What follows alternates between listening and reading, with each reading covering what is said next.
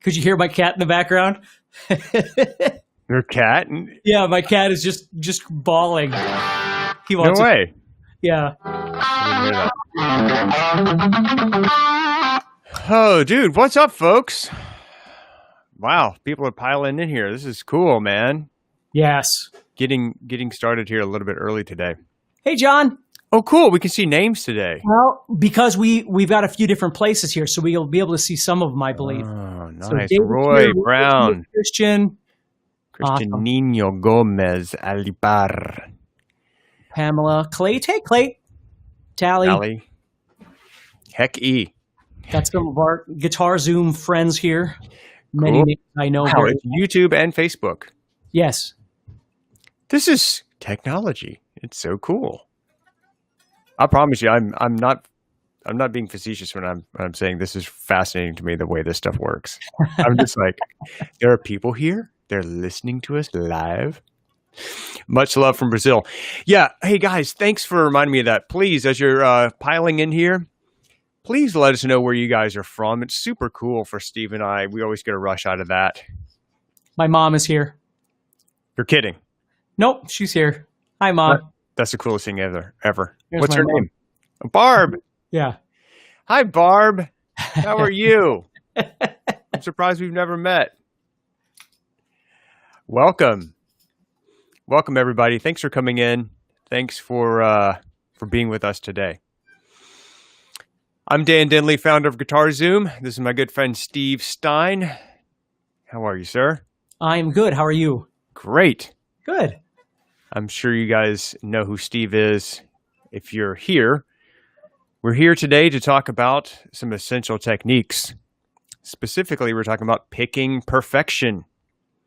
So picking perfection, absolutely. Picking is an essential technique you need to learn as a guitar player. The better you get at it, the easier it is. So, wow, this is just crazy, man. Just so many people. So today we're actually streaming live to YouTube and to Facebook. And there's actually multiple channels that's happening on the Guitar Zoom channel on YouTube, the Steve Stine YouTube channel, the GuitarZoom.com Facebook channel. Where else, Steve? Let's see here.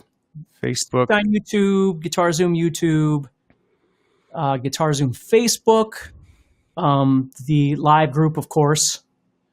Nice. And then it's going to the Guitar Zoom community. I think it's actually going to my Steve Stine guitar group as well. So, cool. Yeah. This is going to be awesome. Guys, thanks so much for being here. Today we're talking about picking perfection. Please let us know where you're from. And also, let us know your questions. So that's one of the things Steve and I are trying to do on these live workshops is actually answer your questions as best we can. Try to keep them really centered on picking today, on technique and picking. So if you have specific questions about picking or particular challenges that you're having with picking, or maybe something that you had a problem with, but you fixed it, maybe a tip that you could share with everybody, that would be pretty cool. If you have specific questions for Steve, please post them. We have actually 3 folks, Derek, Matt, and Mike, who are standing by to help Steve and I organize the questions and get to them. We are going to do our best to answer as many as we possibly can. So thanks again for being here. And how about we jump right into it, Steve? Sure. Cool. Okay. So I'll just kind of roll here because my brain gets going. It's hard to stop. But basically what I got here are a bunch of notes that I'll try and get through as quickly as humanly possible for you to think about a little bit when it comes to picking. Okay. So we're not talking about slurring, hammer-ons, pull-offs, that sort of thing right now. But please, like I said in the last live session that Dan and I did, all this stuff is interconnected. To be able to do, a certain kind of technique, it's always beneficial to develop strength in your fretting hand and all those sorts of things for these things to work, which is what Essential Techniques is really about. So the first thing really is the pick that you're using. We're going to start really basic, and I'm going to roll through these very, very quickly, but I want you to think about these. Okay. Number one is the style of pick that you're using makes a big difference. Okay. So the first things we're going to talk about here are a bit more intuitive. Okay. Mm-hmm. So not just getting in and how to speed pick or how to sweep pick or something like that, but thinking logically about what you're trying to do and set yourself up for success and not failure. So the thickness of the pick, the size of the pick, there's no beginner pick or advanced pick or something like that. It's just what's comfortable for you. But there's three things I want you to think about that define a guitar pick. Number one, it's size. It's either a big pick or a smaller pick, right? Or whatever it is you like. The second thing is going to be the thickness of the pick, the hardness of the guitar pick, okay? And then the third thing is the point of the guitar pick, the sharpness or roundness of the guitar pick. Now, when we talk about picking, and again, it depends on the style and things like that, but for me personally, and I'm not telling you to go get what I get, but I like a pick that's kind of medium-sized. I like them very thick. I usually use like a 2.0 millimeter. Whoa. And I like the point to be very sharp because when it's quite sharp, it's easier to kind of attack and fight through those strings. When it's round, it tends to slice over the string, and it's hard to get that percussive tone. So again, you're going to hear all this when we actually start playing, but that's number one, is just start thinking about the pick. Cool. Let me recap that real quick, Steve. Okay. Especially because you got a whole lot more people that just came in. They're just now joining us. We're just barely 6 minutes into this. So the very first thing, guys, if you were taking notes that Steve was talking about, is the type of pick, what size it is, how thick it is, and then the actual point of the pick. So that's obviously the choice of your pick is extremely, extremely important. And by the way, guys, wow, there's a lot of people here. I want to mention that everything that we're going to be talking about today, as you guys are piling in, we're going to try to answer as many questions as you possibly can. Please post them and keep them on the topic today if you can, which is picking perfection. And this picking technique is covered in Steve's new course. It's called Essential Techniques by Steve Stine. It is available right now, and it's on sale at guitarzoom.com. Title of the course is Essential Techniques. It's right there on the homepage. As soon as you get to guitarzoom.com, just click on that, go over, and you can check out the course. If you decide to get it, make sure you come back and tell us what's the one thing out of that course. Would be so cool. Okay, sorry, Steve, to interrupt you there. We had a lot of folks coming in. I didn't want anybody to miss out. Size, thickness, and point of pick. Go ahead, buddy. So the second thing that we talk about is once we've decided on a pick that we're going to try, is the angle of the pick. And you can see we have a message right here. How should I, hold my pick at an angle, right? So yes and no. I mean, it depends. But I want you to understand that when you go to pick, and you can see this right here, okay, I can turn my pick this direction, and I can turn my pick this direction, okay? And there's different reasons why we would do something like that. So for instance, if you think about turning the pick this way, and what I'm doing is I'm really just taking that pick and I'm kind of pulling it in, like I'm pulling on a string. So as I turn that pick a little bit, what happens is less of that flat part of the pick is now hitting the string. It's kind of angled, so it's going to slice through easier. So it's going to make the ability to get through the string easier.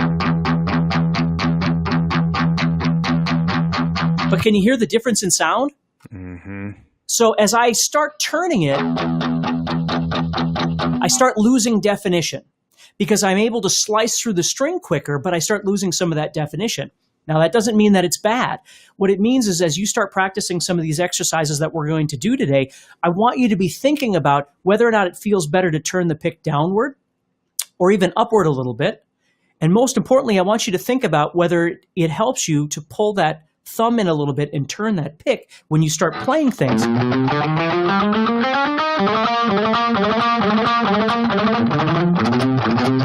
To be able to get through those strings. So the other thing you'll notice too is right now as I'm sitting here, my guitar is already angled a little bit. So when I come in straight with that pick, it's actually at an angle, right? I'd have to back it off to straighten it all out. So as it's angled a bit here, that's a natural motion for me, is just coming in straight with the pick, with the guitar angled just a little bit. And that's usually where I am. So that's the second thing, is the pick angle. Very cool. The third thing really quick is the pick motion. You're going to be picking from your elbow, you're going to be picking from your wrist, or you're going to be picking from your fingers. Those are the three kind of pivot points, if you will, as you play. And it depends on, how fast you're playing and things like that. But again, think about it. When you move from your elbow, you've got a lot more arm to have to deal with, right? So when you're trying to pick very small and accurate, sometimes it's hard to move from the elbow because you're moving so much of your arm. If you move just from the wrist or from the fingers,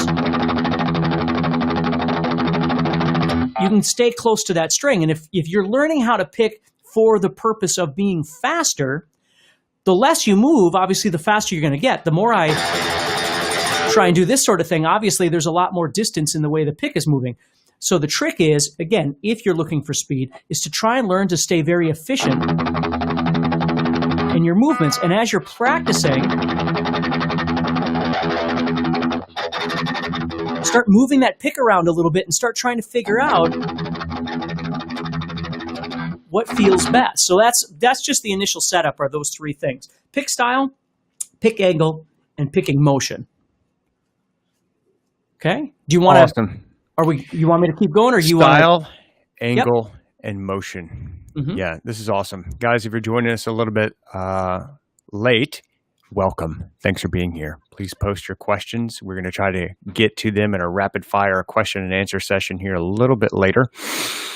Everything we're talking about today is about guitar technique, specifically about picking, and everything today that you want to learn about picking. You can just hang out with us and learn all of this cool stuff. Steve's got a full hour's worth of awesome instruction for you. If you want to learn it even faster, you can go to guitar-zoom.com and check out Steve's brand new 6.5-hour techniques course. It's called Essential Techniques, and it's picking, strumming. I mean, we'll get into exactly what it is a little bit later, but you can check that out at Guitar Zoom. All right, bud. So we got style, we got angle of pick, and we got motion. Okay, so the next thing we're going to do is we're going to set up our mindset here. So the first thing I want you to understand is that when you're going to start doing exercises, whether you're playing a song, whether you're using a metronome, whatever, is that you have to properly get your hands warmed up. And we're not going to go through a whole warm-up sequence and all that sort of thing. But when you grab the guitar, if you're going to try and do something that yesterday you practiced for 3 hours and attained, and now today you just woke up and you grab your guitar, you can't get mad at yourself because you're not able to do what you did yesterday after 3 hours of practice. You need to warm up. You need to warm up your body. You need to warm up your brain. You need to get yourself synchronized to what it is you're trying to do. And again, I'm not going to spend a bunch of time on all these things, but I want you to think about that. The second thing is when you practice, people will say, well, should I practice on an acoustic or a clean sounding guitar, or should it be distorted, or what? And the answer is it doesn't really matter, but understand that they're for two different things. If you practice clean, oftentimes you're really going to be able to hear those subtleties that you need to try and focus on, which usually means you're practicing at a bit of a slower speed. So you're really trying to get all the nuances. And that's absolutely important. Don't get me wrong. You really need to do that. But if your goal is to learn to practice with distortion, at some point you want to add that in so you learn how to control that distortion as well. Maybe it's palm muting, right? Or string control, or whatever it might be. And of course, I talk about all kinds of things like that in the Essential Techniques course. But those are all elements as well that you want to think about. So practicing clean versus practicing distortion, I would say you really should do both of them. You can take turns and do them differently. So this is the most important thing, and then we'll get on to the exercises. Okay. Cool. So the most important thing is three things: tempo, honesty, and awareness. Okay. You have got to learn to dial in the right tempo to practice these exercises at. Whatever exercises you want, if you want to elevate your playing, you need to learn how to play along with a metronome, or if your, dad is a drummer or something like that, that's fine. But you got to have something constantly available to try and A/B against. People say, well, I don't use a metronome. I just play by feel. Well, that's fine. But it's really hard to dial in. When I was a kid, when I was in high school, I used to run track. I was a sprinter.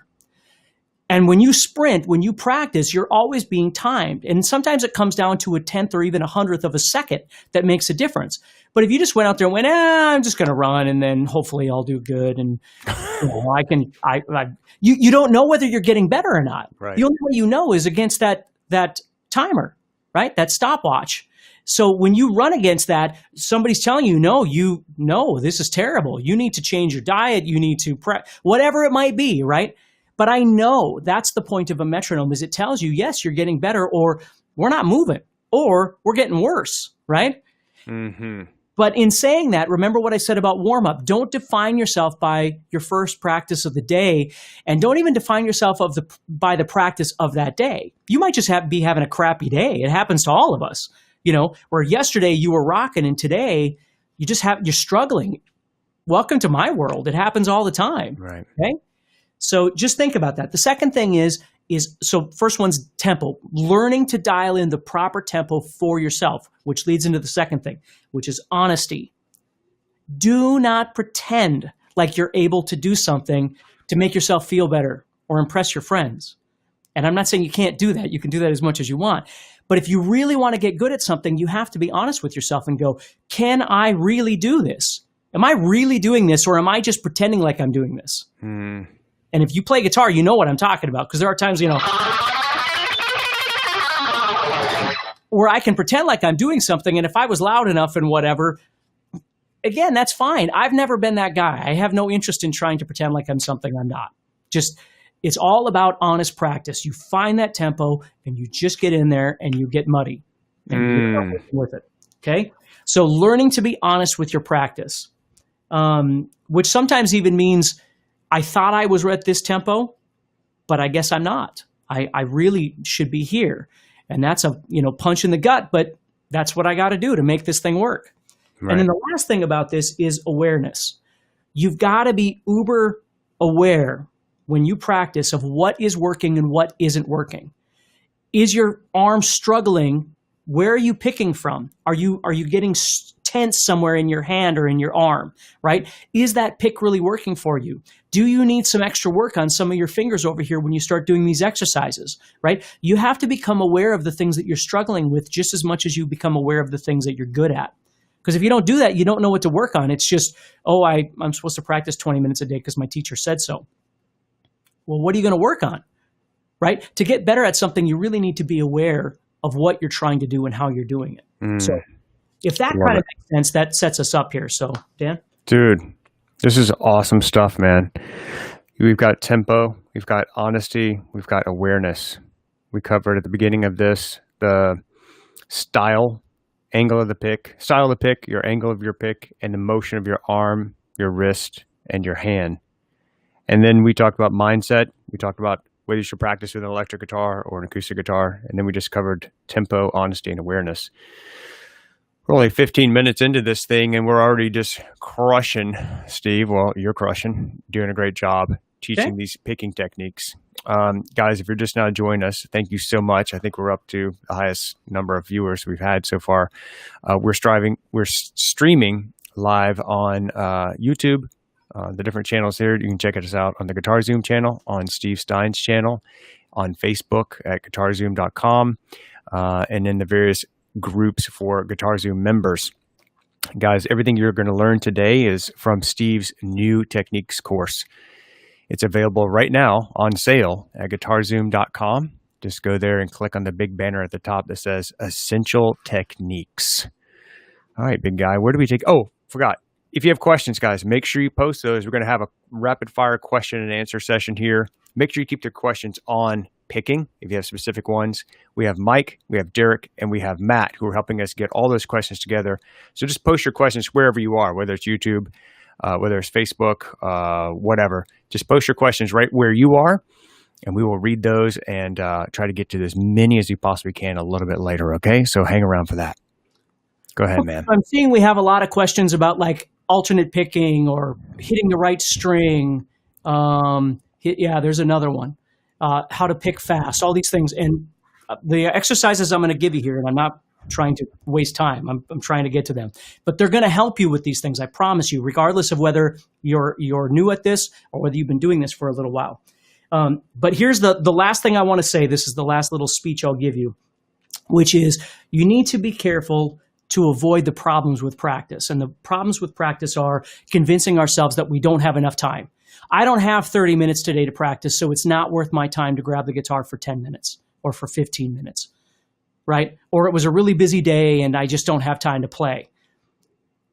Which brings me to my next thing, which is consistency. Okay, you've got to be consistent. If you want to get good at something, you need to spend the time with it. Okay, even if it's 10 minutes of a really good focused practice time, it's better than zero. Okay, so don't tell yourself that. The other thing is developing the wrong exercises. I have a huge problem with trying to absorb everything all the time. It's always been an issue of mine. I try and, learn this, and all of a sudden I'm learning 55 different things at the same time. You can't. Okay, you need to find the exercises that work best. And what I've always tried to focus on, which I'm going to give you today, are generalized exercises, not just one exercise for 0.01% of the people out there.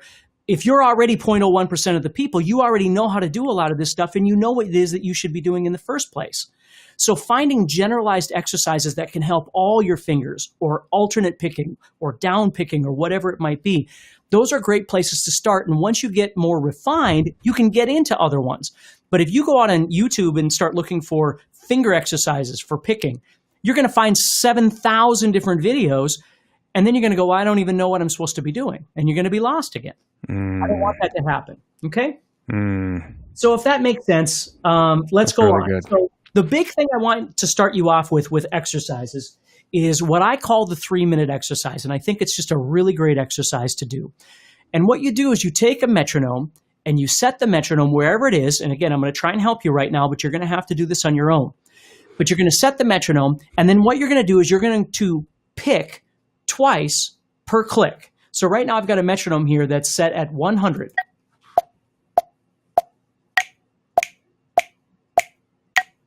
So what I want to do is I want to pick 2 times per click. If I start doing this exercise, or you start doing this exercise, and it's too fast, you have to be honest with yourself and slow down.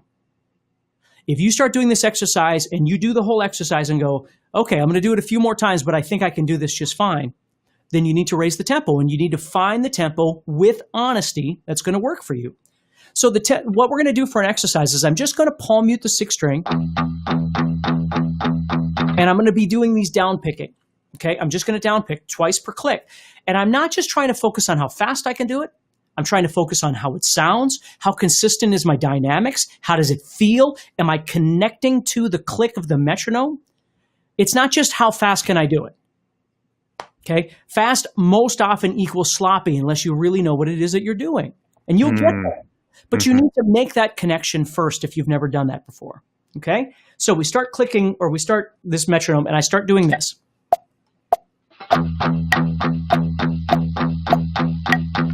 And I'm listening each time it comes around.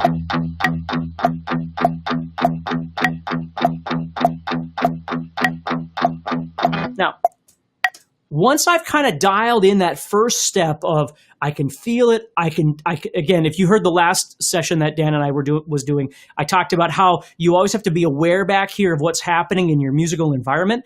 I'm never not listening to that metronome, although right now it's kind of quiet in my speakers, but because I got all this stuff running at the same time. But I have to be aware of that metronome. So once I get that relative connection, then I can start bumping this up a little bit and find where I need to be. Now I'm going to go to 120.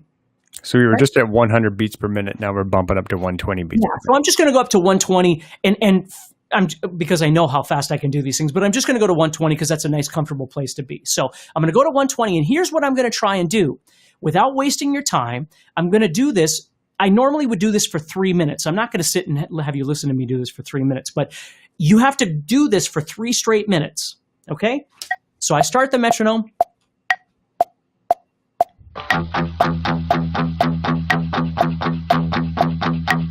Now I got to concentrate a little bit more and focus on that click. The other thing that's going to start happening now is I'm going to start feeling this. As the tempo gets faster, I'm going to start feeling this. My muscles are going to start having to work a little bit more, right? And I have to be aware of that. So what happens is when I start doing this, I have to remind myself then, just relax. Think about that guitar pick. Think about the fact that it's attacking that string, right? All of those things are now happening. They're in action. They're happening in real time as I do this. And for 3 minutes, what happens is that once you get about 30 seconds to a minute into this thing, you're going to start feeling it. If you're doing it at the proper tempo, once you've, again, connected, made that connection to the tempo, all that kind of stuff, you're going to start feeling it. You're going to start feeling it in your arm. And what you need to be able to do is be able to last for 3 minutes while you do this thing. If you get to a minute in and you can't do it anymore, the tempo's probably too fast. Right. Because again, if we think about in the real world playing songs or playing in a band or whatever, you don't just downpick for like 10 seconds and then you're done, right? And even if you do sometimes, you need to build that stamina and that strength to be able to do it for a lot longer. Again, I always think like, this is the wrong guitar tone, but if I was doing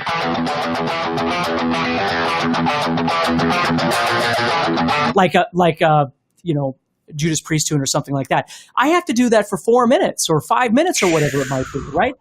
I can't just do it for 10 seconds. So again, we're all looking for different things out of our technique. We're all looking for different styles of music. So I'm just saying, the more you develop the ability to do these things, if you can be up here and the musical situations you find yourself in are right here, you're good. It's when it's flipped around that you're going to have a problem. Right. So that's what you have to be careful about.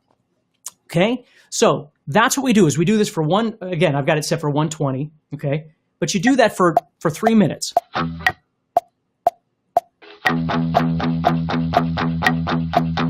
Now, we could keep going to 140 and 160 and blah, blah, blah, but you get the idea, hopefully, because I don't want to spend all the time on this. So let me make sure I'm understanding you, Steve, and make sure hopefully somebody else out there has the same question. This downpicking exercise that you're doing, that you started out 100 beats per minute, you're just doing palm muting, just straight, one click per downstroke. Tick, tick, tick, tick. No. Two per click every time. Okay, so 2 per click. And when you can do that consistently without any mistakes, you do that for 3 minutes. Right. Ideally. And understand that there's kind of a prep at first, right? If you've never done this before, the first thing you need to do before you even worry about doing anything for 3 minutes is just, can you pick and listen to the metronome at the same time? Can you connect to that beat? You see, because if you were playing with a drummer, you'd still have to do the same thing. Right. So you've got to learn to connect first. Once you've done that, then you can start trying to figure out where in that tempo spectrum you need to be to start working now, right? Gotcha. Okay. And then once you can do that, then you bump up the speed. You went from 100 to 120. Yeah, or whatever. I just picked a number, but yeah. I mean, you might start at 80 and move up to 100. Right? Or if you've been doing this a long time, you might start at 120 and get up to 160 or it's different for everybody. But the point is, it's not just, what you don't want to do is this. Okay, so I've been playing for 7 years, so I deserve to be at 170. Okay, that's what I think. So I go, and I have no connectivity to that metronome whatsoever. I'm just playing and the metronome's playing and we're both driving down the interstate and we have no idea who's in what car, right? I'm not connecting to anything. I need to be able to listen.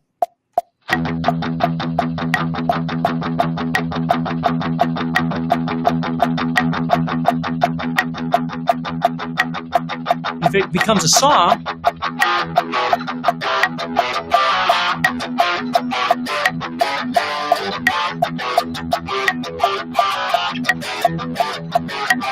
you see, that's how songs, if you're going to play a song, it's in a tempo, whether we like it or not. My ability to play that song is going to be based off my ability to do the techniques at that speed, my ability to listen to the song, memorize the song, all that kind of stuff. But that's what it comes down to. Okay? Love it. So guys, we're if you're just now joining us, and actually these numbers just keep going up. We've been on here for almost 30 minutes now, and we're I think at a record view here in terms of live people watching at the same time. So if you just joined us, guys, welcome and thank you so much for being here. Please tell us your name and where you're from. Stephen, I'd love to see that. Also, if you have any questions about picking technique, please submit them wherever you are. If you're on YouTube, if you're on Facebook, go ahead and post them there. We have some people that will help us put together all the questions. We're going to do a rapid fire question and answer session a little bit later. And everything that you're learning today, today's topic is picking technique. We're calling it picking perfection. And if you want to learn that, keep watching. If you want to learn it even faster, go to guitar-Zoom.com and check out Steve's new course. It's called Essential Techniques. It is it's like 6.5 hours long, and picking is just one of the techniques that's taught in that course. Available at GuitarZoom. All right, bud. Where do you go from here? Okay, so the next thing we're going to do is do the exact same thing, but we're going to use alternate picking. Now, understand that they are two completely different sides of the coin. When you down pick, you're developing uber amounts of strength and stamina when you do this over time. Alternate picking is a little bit different because it's actually kind of a relief from that, because you're able to use the up strum and not just these down motions, right? You're able to implement that alternate pick, that up strum. So when you start doing alternate picking, understand that it's not a better substitution for down picking. You should learn how to down pick as long and as fast and as accurate as you can to develop those muscles. When you want to alternate pick, a lot of people think, well, an alternate pick is just twice as fast as down picking. And that's not true. If you think about it, it's like running on one leg. If you try and run on one leg as fast as you can, and then you run on both legs, you're going to go way faster using both legs than you would with one leg. And the same thing happens here. So what we do is we take the metronome again, and we set the metronome. And again, they're going to be different tempos, right? Your down picking is going to be its own world. Your alternate picking is going to be its own world. But with alternate picking, you want to, again, first start off by making a connection. So I'm going to have it at 120. It's just a hypothetical here, but if I start playing.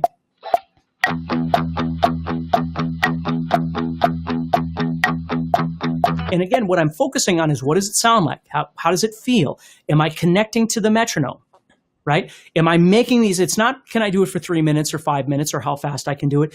Am I making a connection to the metronome?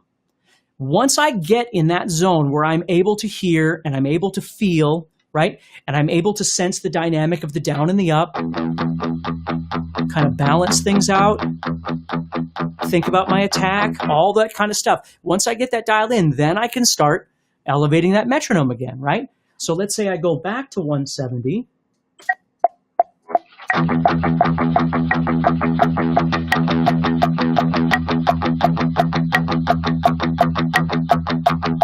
And again, I dial it in. Now, I'm not going to feel as much pain as I did doing the down picking with a 3-minute exercise with this. It's more of a synchronization thing. Okay, so it's a different kind of thing entirely, but it's very much an efficient way of learning how to do your alternate picking and your down picking. So that's the second thing to work on for those of you that are asking about alternate picking. Awesome. So we've covered a lot, but just in this picking exercise, we covered down picking, guys. And Steve talked about the 3-minute exercise, and then we've just talked about alternate picking and where we're going to go from there. Okay, so the next thing we're going to do then is we're going to start talking about individual fingers. And again, I'm not going to spend a lot of time on this because you're going to be able to rewatch this video, and I go into more detail in this in the course too, in the guitar course. But let's say you start trying to develop your fingers, and a really great way to do this is think about 2-finger combinations, 3-finger combinations, and then ultimately 4-finger combinations. Now, how often do we play scales where we're using all 4 fingers all the time? Almost never, but it makes for a great exercise. But we do play 2-finger and 3-finger combinations constantly when we're playing pentatonic or diatonic scales. So this is just a really great way to try and synchronize your left hand and your right hand. You see, before we were just working on picking itself, just raw picking, no hand, no fretting hand at all, just picking. Now we're going to implement this fretting hand. So the first thing I do is I just simply start trying to play my first finger and my second finger, and I just make a very simple exercise where I'm just simply playing down, up through all of them. Now, could I just play them down? Absolutely. You can do whatever it is you want to develop an exercise routine that works for you. But I'm going to do alternate picking for this. So I'm going down, up. Now think about all the different things that are happening here besides the fact I'm doing alternate picking. I have to control all 6 strings as I play, right? I have to have string control so it doesn't sound like that. right? The second thing is I've got to have this handoff. And again, I'm going to use track as an example. When you're running, like a relay, right? And you've got to hand off the baton. I've got to connect to the next string in sequence so it sounds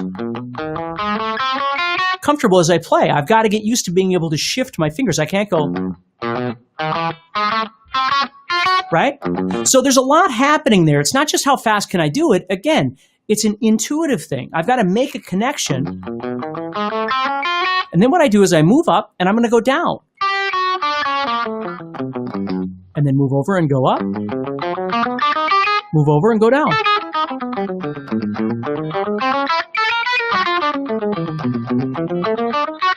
And again, there's a tempo, there's a speed, all those things, but the first thing I need to do is make that connection. Now, to summarize this, because I don't want to take way too much time here, I could do this exact same thing with 1 to 3, with 1 to 4, and dig these, 2 to 3, 2 to 4, and 3 to 4. And these are crucial because when you play guitar, most of the time people spend time on strength of these two fingers. Mm-hmm. Right? Or the first finger with any combination. When you get to these guys, this is where everybody starts suffering. When you get to these guys, this is where awful things start happening. These aren't developed enough. So you don't always want to grab your guitar and go, okay, I'm done, right? You want to be able to get into the thick of the ugliness of some of these.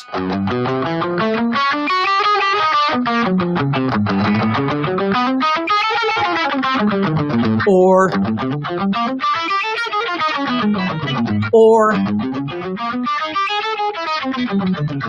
you see, that looked hard. It's learning how to do those things. And again, I'm not focusing on speed at this point. What I'm focusing on is synchronicity. And I saw some people even mention this.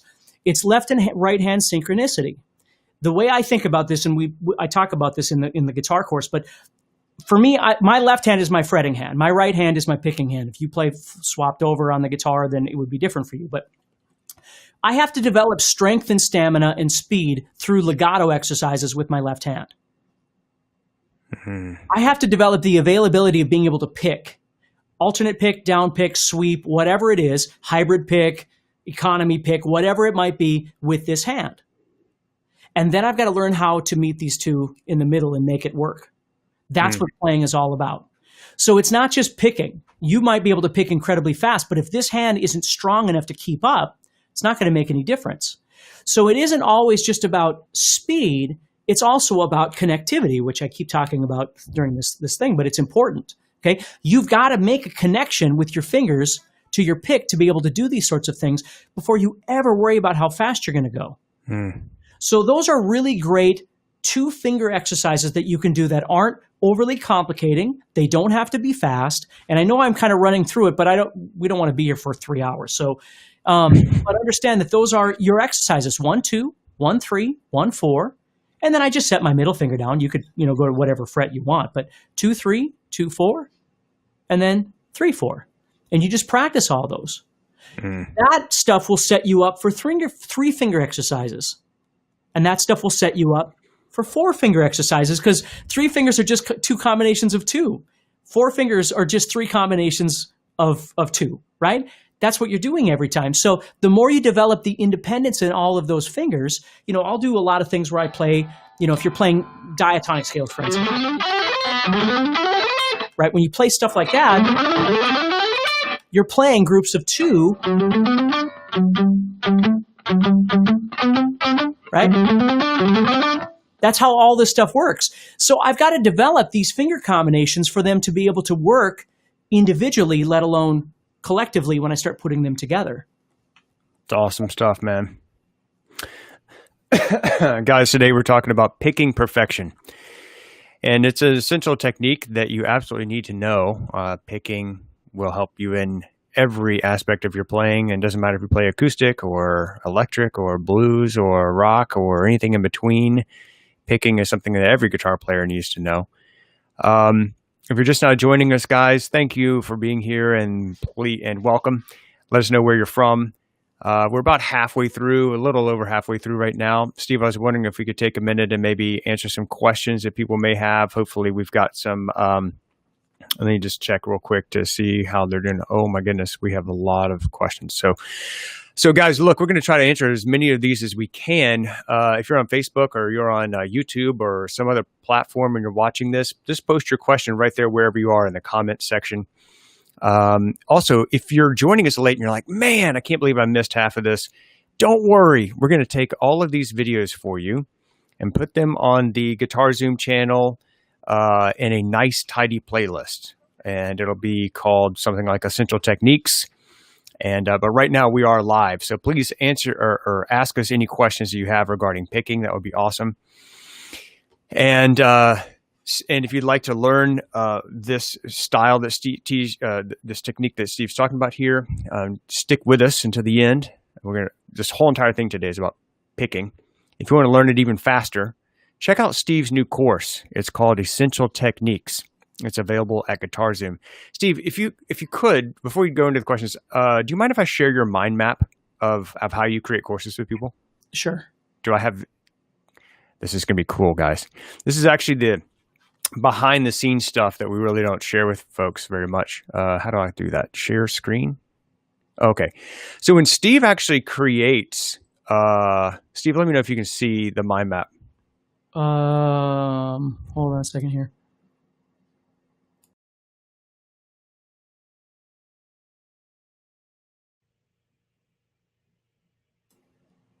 I can't hear you then. I'm not sure why. Oh, I see like a million of me going everywhere. Let me unshare that.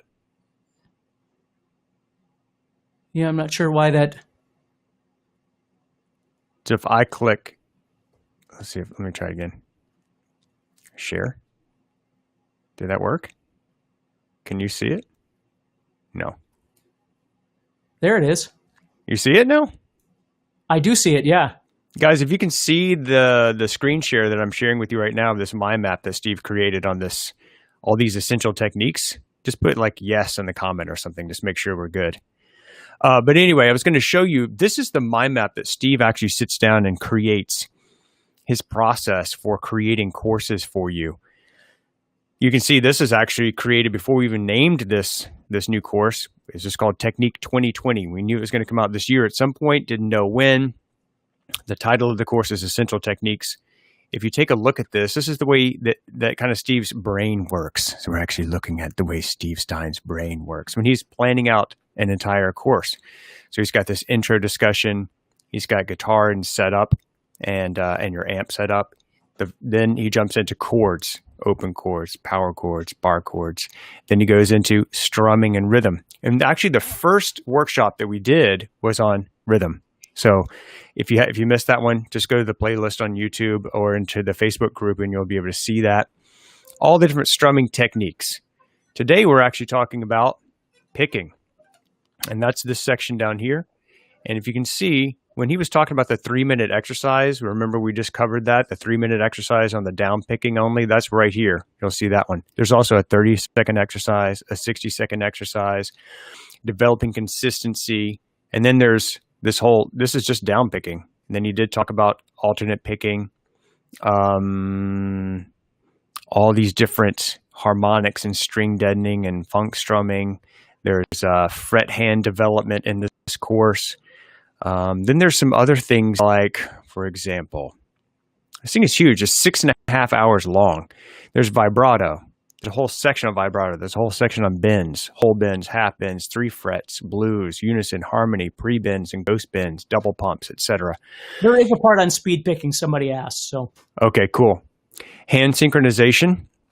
So legato versus staccato.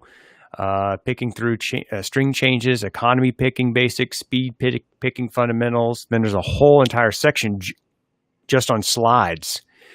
Then arpeggios, then string skipping, octaves, 2-hand tapping, a whole section on tapping.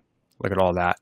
And then harmonics, natural harmonics, artificial harmonics, pinch harmonics, dynamic tools, guitar tone tools, sound effects, finger picking, hybrid picking, capo. You guys get the idea. This thing is massive. It's called Essential Techniques, and it's available at GuitarZoom, and it's on sale right now. You'd like to go check that out. Steve, can we get to some questions? Are you up for that, my friend? Absolutely. I'm just not sure why that's so weird. Yeah, I'm up for questions for sure. Okay, guys, if you have any questions, please post them and let us know. Please keep it to picking, and we'll do our best to get to those. All right, Steve, here we go, man. There is a massive amount of questions on here. I'm just going to start at the top and to see if we can rapid fire some of these. So Gary says, oh no, I'm sorry, Greg. Greg says, string gauge versus picking speed. I guess you know what that means? Absolutely, yeah. Okay. I mean, you have to, the most important thing is an understanding that you don't spend all of your time just speed picking, right? The strings have to be responsive to the chords you're playing, all kinds of different things as well, but you got to find a balance. So I like really thin guitar strings, but if I get them too thin, it's hard for me to speed pick because the string becomes too flexible. So I usually have to bump up like a half size from there to do my speed picking. So it does make a difference for sure. So you want to practice all your things. Don't just go to a thicker gauge string just for your speed picking. Make sure, especially like bending and things like that, that you're able to comfortably do all of your manipulation of bends and vibrato and stuff like that at the thickness of string you're looking for. Nice. Bob from the UK says, how to practice speed picking? Well, there's a bunch of different ways, but obviously developing that alternate picking like we talked about is huge. But one thing you can do, speed picking generally relies on 3-note per string patterns. So just super quick one you can do that, it's a Paul Gilbert staple that every shredder on the planet has learned, including myself, which is you go anywhere on the guitar, but let's just go to the 12th fret. I'm going to play 12, 13, and 15 with my first, middle, and pinky. Alternate picking. And then I go to the 12th fret of the first string with an upstroke. So I'm going down, up. Again, just down, alternate picking the whole time. And then I go backwards.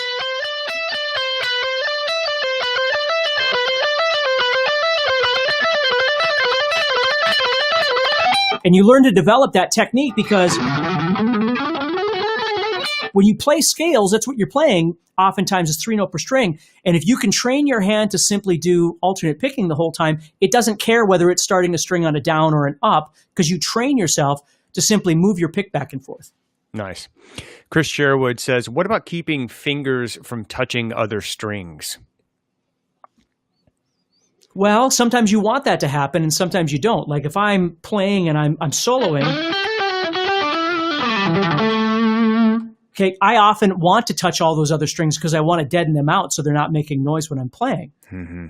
If you're touching other strings, like for instance, when you're playing a chord or something, you've got to think about the angle of your wrist, the angle of your elbow and your shoulder, right, to be able to get that, even the angle that your guitar is at, whether it's up or out, right, those sorts of things, to find a way that feels most comfortable so you're missing the strings that you don't want to touch.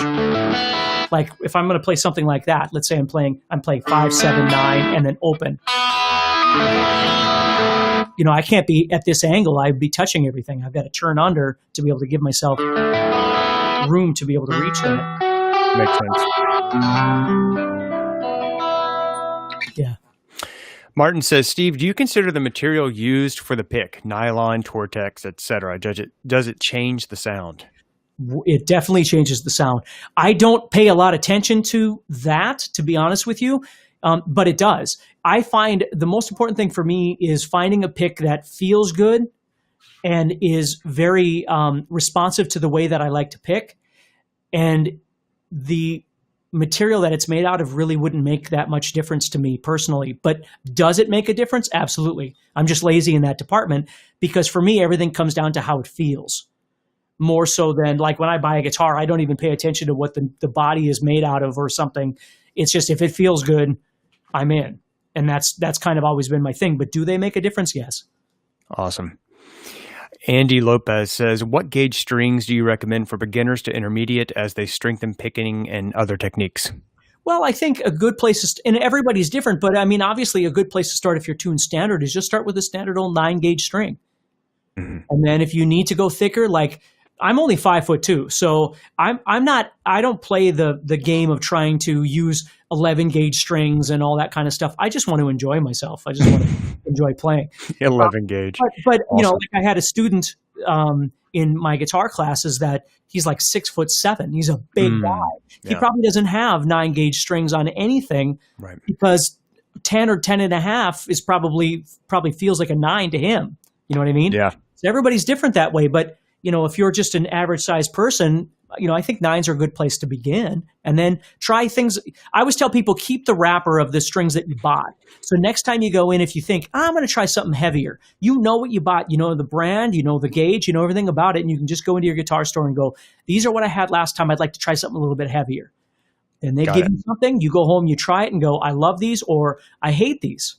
And if you hate them, go back to what you had before or try something else. It's a journey. I love it.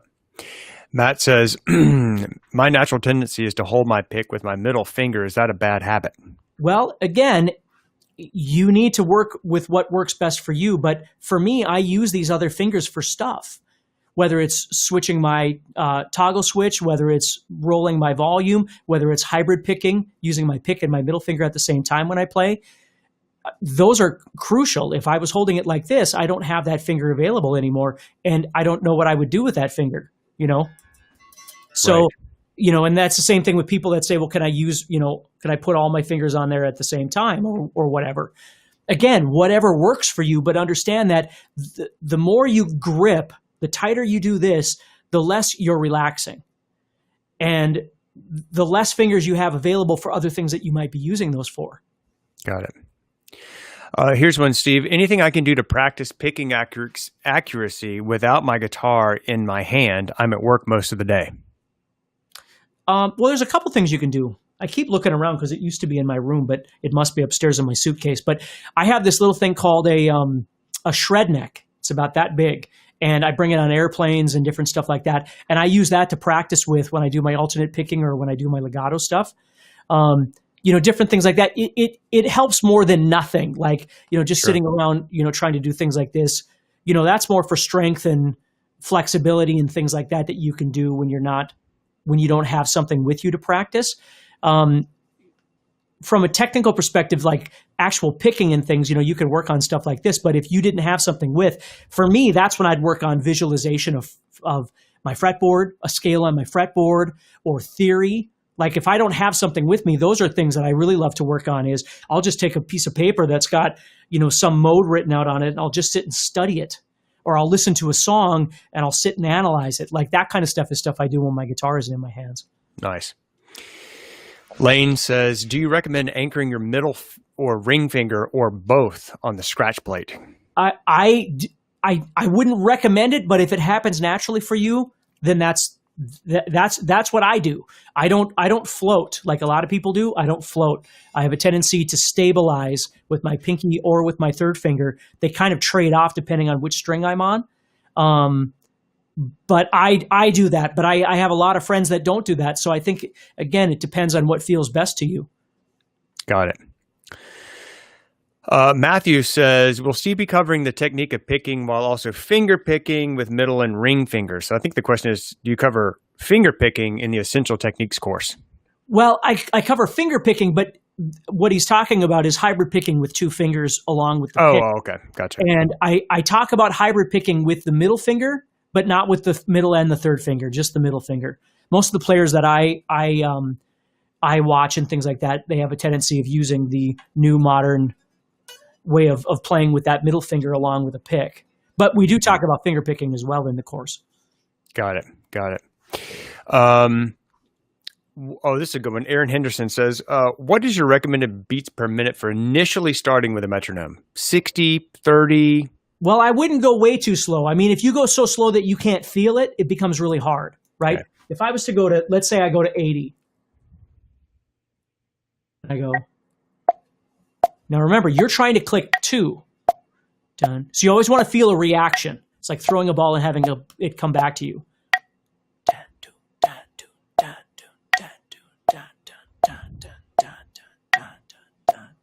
You know, 60's fine. When you start getting down to 30 and things like that, it's really slow. And understand the first thing you have to do is you have to make sense in your head of what the tempo is trying to tell you. Before you ever grab your guitar and your guitar pick and start playing, you need to hear that action and reaction of that, what we call eighth notes. Click, click, dun, dun, dun, dun, dun, dun, dun. And you've got to make a connection to it. Grabbing your guitar is not going to help that. It's got to be a concentration thing. You've got to hear it and even visualize it. And then Awesome. you grab your guitar and you start playing along.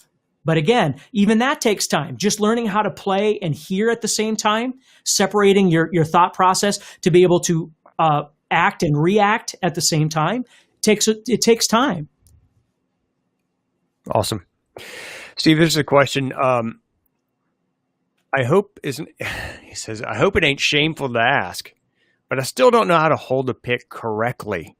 Would you please demonstrate it? Sure. I think a lot of people don't. And again, I can only no shame in that. as best as I can. But basically, if you think about it, if I was pointing at you and I put the pick on my finger and I was pointing the pick towards you, so I'm pointing at you and the pick is pointing toward you, right? And then I turn that pick, I turn my finger in my pick. I'm just holding it on top so it doesn't fall.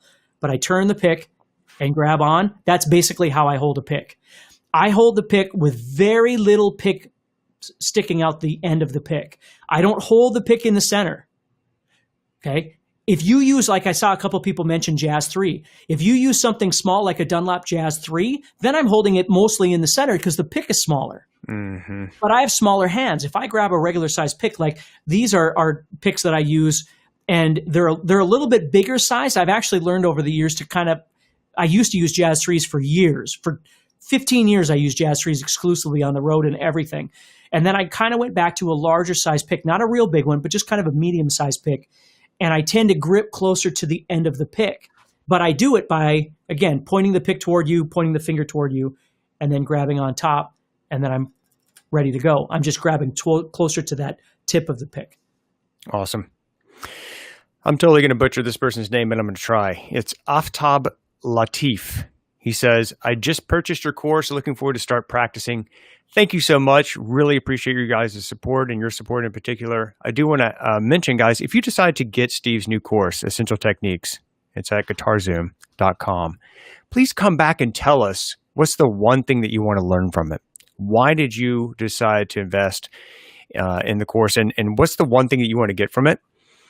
Because it just takes one big aha and it makes it totally worth it. You know what I mean? We're covering just one section of this thing, which is picking technique today.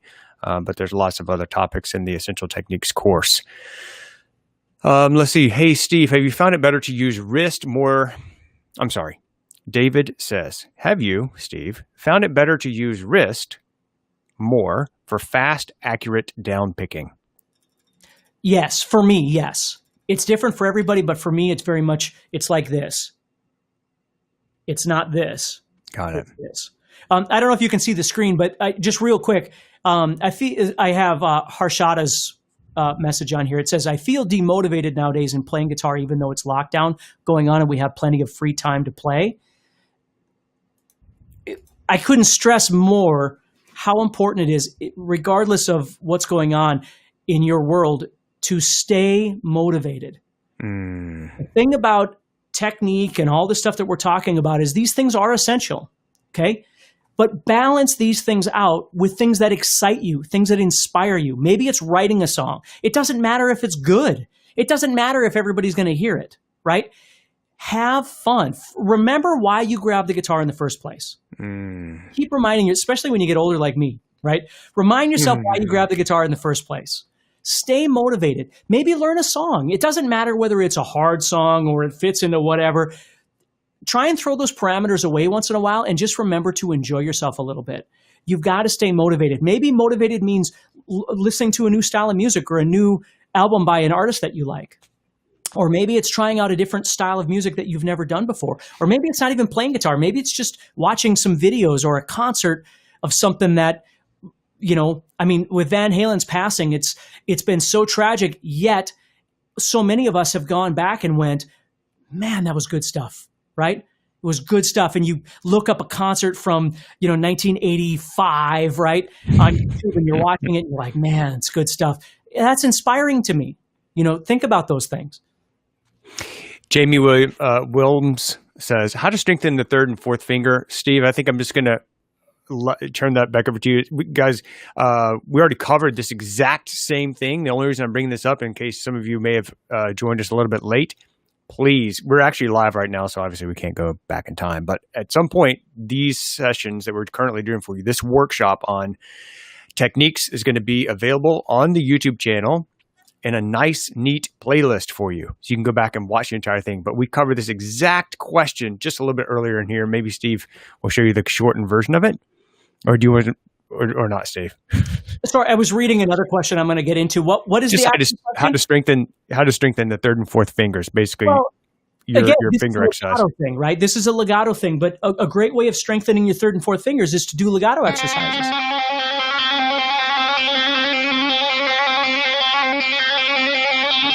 And again, we go into all great detail in the course on how to do that. But you start learning to develop independent fingers. 1, 2, 1, 3, 1, 4, 2, 3, 2, 4, 3, 4. And then you use 3 combinations, like you might be doing 1, 3, 4. But strength doesn't come from picking. Strength in the picking hand comes from picking. But strength doesn't happen because you're doing finger exercises with synchronization. Strength comes from legato exercises. That's where your strength comes from. That's why you develop this hand and you develop this hand. Once you've developed those, they can come together and start working together. But if you're struggling with strength with your third and fourth fingers, it's not just going to go away because you're adding a pick in, right? Mm-hmm. It might soften the blow a little bit because the pick is able to kind of do some of the work. But the more you strengthen those fingers, the easier the whole process is going to be. Yeah, there's an actual, I'm looking at the mind map, which I shared a little bit earlier, that Steve created, that he used to develop the course. There's an entire section just called legato techniques. So it addresses that exact thing that you're talking about right there. So if you're having a problem with that, essential techniques, the course will definitely address that.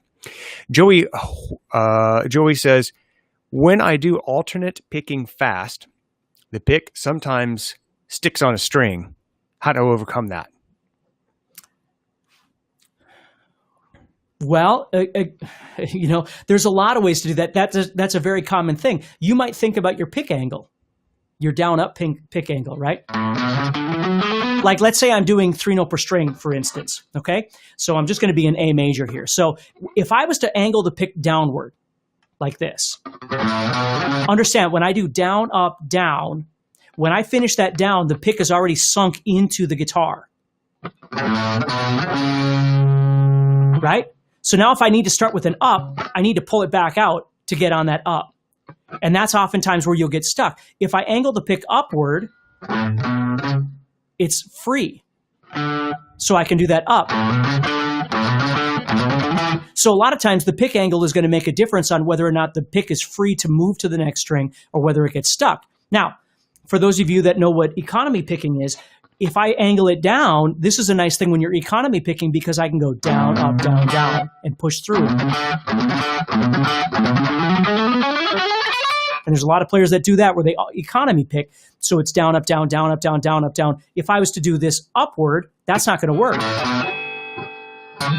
Right? I'm going to jump over if I do that. So the angle of the pick is relative to the way that you're trying to pick. So think about that a little bit. Love it. Al Key says, can you comment on fretting hand wrist angle on low frets versus upper frets? Fretting hand wrist angle on low frets versus upper frets. Yeah. Well, the angle is usually pretty brutal when it's down here, especially when you're short like me, right? And you're playing. When you move up, I don't know that the angle, well, I suppose it does, but I don't really know how to answer that. When I move up here and start playing, the angle is entirely different because my hand is at an entirely different angle to begin with, right? Where when I'm down here, I'm sitting more at this sort of angle to reach this. When I come up here, I'm sitting now at this angle to reach these things. Right. So, the one thing I will say is be sure you've got some space here if needed to be able to get up in here, to be able to play. If you sit playing like this, it's hard to get up in there and you run into your body, right? But I don't really know what I could say about the wrist because my wrist is constantly changing. Even if I'm sitting here and I'm playing like this and then I go into a chord and then I go into a blues thing, my wrist comes up. So my wrist is constantly in motion no matter what it is I'm doing. Good. Thank you, Steve. Question from Lorraine. She says, do you have instructions for acoustic guitar, or would this course apply? In other words, I think if I'm an acoustic only player, would Essential Techniques, again, would this course be good for me? There are a lot of elements out of this course that would be acoustic only. A lot of these things that would apply to both acoustic and electric, but there are some things that I think would probably be more specific to electric just because of the style that it is. But for me, when I grab an acoustic guitar, I play it the same way I play an electric guitar. There's just certain things I can't do on an acoustic guitar because I'm not good enough, right? Where I do them on electric, they feel better. But when I grab an acoustic, I don't grab an acoustic guitar and play differently than I do on an electric guitar, other than the fact that they feel different. And there are some limitations on the acoustic for me, simply because I use, I'm a rock guy, so I tend to use a little distortion, things like that. But the majority of the course would be good for anybody, for sure. Mm-hmm. Peter says, I've been playing since the 90s when strict alternate picking was all the craze. I find it difficult to revert to economy picking. This becomes problematic when incorporating sweeps. Any advice? Well, there's two ways you can go with this. Number one, you either don't change what you're doing. And let me just explain this. When I was a kid, everything was legato picking because that's what people did back in the 80s, right? It was a lot of legato until like Malmsteen and Paul Gilbert and stuff came out. There was a lot of legato stuff. I was a big Iron Maiden fan, so Dave Murray and Adrian Smith would do a lot of legato, that kind of stuff. Randy Rhoads, all those kind of things. And then when alternate picking became a big deal, I had to relearn how to play. Now my playing is very much a trade-off between the two. I don't do one. It all happens kind of subconsciously, right? But I don't spend more time.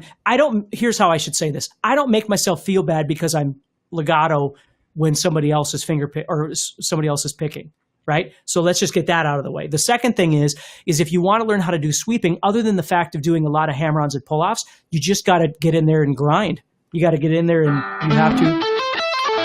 you just have to start learning how to do it. Even though you do a lot of alternate picking, you just have to practice. And the easiest way to do that with sweeping is start small. Just start with just a 2-finger thing. And then,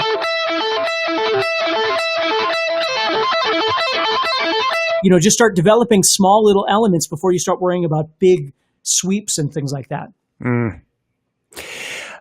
Guys, we are bumping up on over an hour now. And still we have everybody's still hanging with us. So apparently you guys are into this, which is super cool for me and I think for Steve too. Before we go on though, because we do kind of try to keep these to an hour, I want to know a couple of things. One, Steve, how are you holding up, man? Well, I got somewhere I need to be in a little while. I have probably 10 minutes. 10 minutes. Okay. Guys, thank you so much for being here. You're awesome. We're going to hang out just for a few more minutes, give Steve a little buffer so he can get to where he needs to go. Steve, I want to thank you for being here, actually being live. We're doing this for the benefit of all of you. Our goal is to always provide, whenever you show up to one of these things, the very best instruction that we can, and that you walk away with something that you can go and improve your playing with. And regardless, if you decide to invest in Steve's new course, Essential Techniques, or not, we hope that you got value from this today. If you did, can you please let us know what's one thing that you got from today's session? Just post that. Would be super cool.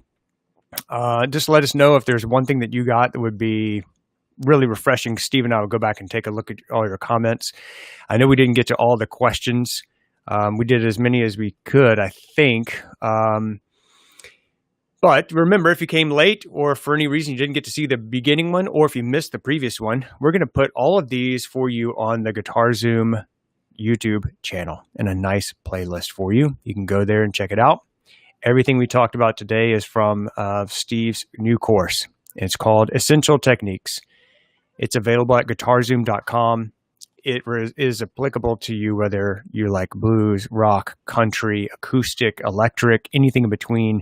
There are just certain techniques that you need to know as a guitar player to become a better guitar player. Let's face it, the better you are, the more fun it is to play. So, Steve, I want to thank you again. I also want to let you guys know we're going to do another one of these on Friday. Yes? Pretty sure? Say Friday. Yep. Yeah, Friday. Friday's coming up. The guys posted the topics, which I can't find right now because there are so many questions. But anyway, it's going to be a super cool thing. Do you know what the next session is, Steve? I don't even know. I think the next section was either songs or soloing. I don't remember which one it is. Okay. Well, it'll be on technique. That's what we know. And thanks again, guys. And thank you for all of you who already invested in the course. Really appreciate that. I saw a bunch of comments. People said, hey, I already got this and I'm ready to learn this particular thing. I can't wait to get started. Again, guys, it's on sale right now. Essential Techniques, available at guitar-zoom.com, along with a lot of fast action bonuses. So if you'd like to check that out and you're interested in technique and improving in that, this is the course for you. It is Steve's newest one of 2020, never before seen. And so we're all super excited for you, Steve, and thanks for putting it together for us, and thanks for working so hard on it. I know it was a labor of love, my friend. Yeah, I love teaching. I love when people learn. It's what I love most, actually. I'll just say this because I know Steve on a personal level as well. I'll just tell a quick story, Steve. I don't want to embarrass you. Steve Stine is one of the most giving people I've ever been around in my life, and I'll give you one example. He and I met up in Los Angeles for the National Association of Music and Musicians, for NAMM. Music Merchants. Yep. Music Merchants, there you go. For NAMM. And anyway, there's like 25,000 people there, I think it was. It was a crazy amount of people. There's like multiple levels, and there's all different, every kind of musical instrument you can imagine. Every big brand is there. Steinway pianos had an entire floor. Gibson guitars had an entire floor almost. I mean, like everybody had their thing. And Steve and I was there with Steve, and I promise you, we're walking the floor, and we can't take 3 steps without someone saying, Steve Stine, and like running over and saying, hey, dude, can we get a selfie with you? And Steve sat and took time to take a picture with each person, to meet them, to greet them, and to have a conversation with them. And literally, I think we walked maybe, 15 meters in about an hour because we kept getting stopped, which was super cool for me to see because you and I don't get to be right next to each other in that environment. But once a year. And I was just super impressed by that, Stephen. I think it speaks to your character and how much you actually do care about people, which is just awesome. And all of us love you and thank you. Well, I appreciate that. I mean, I love the opportunity to be able to do this. I grew up teaching my whole life, and then to be able to do it on a global scale is just more than I could ask. So I appreciate that. Yeah. I don't know if you know this, but your 5-minute soloing and 5-minute video on YouTube is already over 9 million views. Every time I look at that thing, it's like, well, and that just shows sometimes we overthink things, Sometimes that just goes to show sometimes we overthink things. That's absolutely true. You got to focus in on smaller elements and not try and confuse ourselves so much. Yeah. Well, people love that video, and people love all of this stuff. So thanks again, guys. It is an honor, a blessing, and a privilege to be with you. We will see you on Friday at the same time. Anything else to add, Steve? No, I'm excited to, I already got notes. I just don't remember which one is coming this Friday, but I've been working on stuff to teach everybody, whether it's songs or whether it's soloing. So that's awesome. I know you got to run, buddy.